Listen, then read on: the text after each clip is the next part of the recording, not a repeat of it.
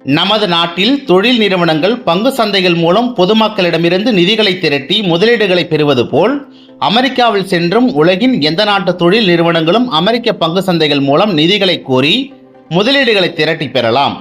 அதற்கு முன்பு அவர்கள் தங்கள் தொழில் தொடர்பான முழுமையான தகவல்களை அளிக்க வேண்டும். நாங்கள் எங்கள் தொழில் நிறுவனத்தை நேர்மையான முறையில் இத்தனை ஆண்டுகளாக நடத்தி வருகிறோம். எங்கள் தொழிலின் அன்றாட நிகழ்வுகளில் நாங்கள் எந்தவித முறைகேடுகளும் செய்வதில்லை.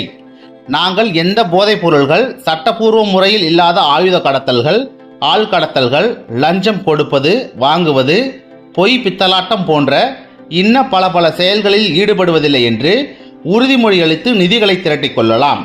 இது பற்றி அமெரிக்க நாட்டில் உள்ள செக்யூரிட்டி எக்ஸ்சேஞ்ச் கமிஷன் என்ற அமைப்பு மேலோட்டமாக மேம்போக்காக விசாரித்து அனுமதி வழங்கிவிடும். அதன் பிறகு பங்கு சந்தைகள் மூலம் நிதிகளை திரட்டி முதலீடுகளை பெறலாம். ஏனென்றால் முழுவதுமாக விசாரணை நடத்தி அனைத்து தகவல்களையும் ஆராய்ந்து அதன் பிறகு அனுமதி கொடுத்தால் மிகவும் தாமதமாகிவிடும். அதற்காக இப்படி ஒரு ஏற்பாடு.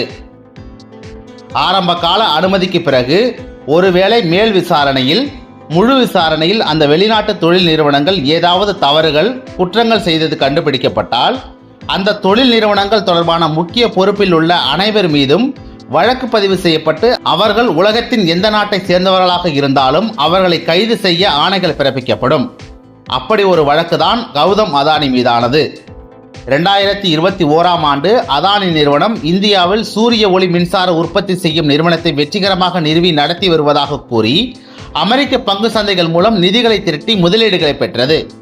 அதன் பிறகான அமெரிக்க செக்யூரிட்டி எக்ஸ்சேஞ்ச் கமிஷன் மேல் விசாரணையில் அது இந்திய அரசின் நிறுவனமான solar energy corporation of India மூலம் சுமார் 2100 கோடி ரூபாய் லஞ்சம் கொடுத்தது என்று அமெரிக்க செக்யூரிட்டி எக்ஸ்சேஞ்ச் கமிஷனுக்கு தெரிய வந்ததன் பேரில் அதானி நிறுவனம் மீது குற்றம் சாட்டி அதானி நிறுவனம் தொடர்பான முக்கிய நபர்களை கைது செய்ய உத்தரவிடப்பட்டுள்ளது.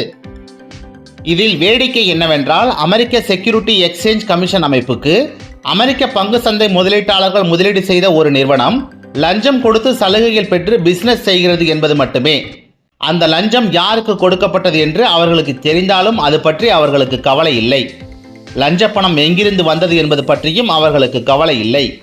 அந்த 2100 கோடி ரூபாயில் 86% பணமான சுமார் 1800 கோடி ரூபாய் அரசியல்வாதிகள் மற்றும் உயர் அதிகாரிகள் ஆகியோருக்கு லஞ்சமாக வழங்கப்பட்டது என்று தெரிய வருகிறது.